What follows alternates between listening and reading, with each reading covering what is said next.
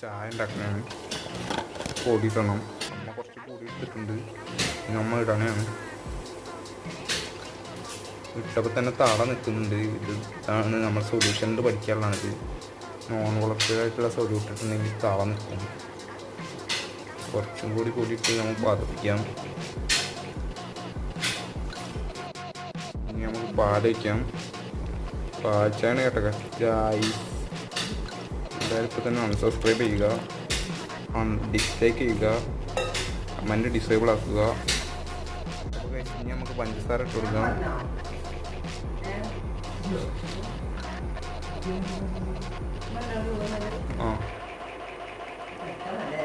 ഇതിൽ കൂടെ പോണ സീനാണ്.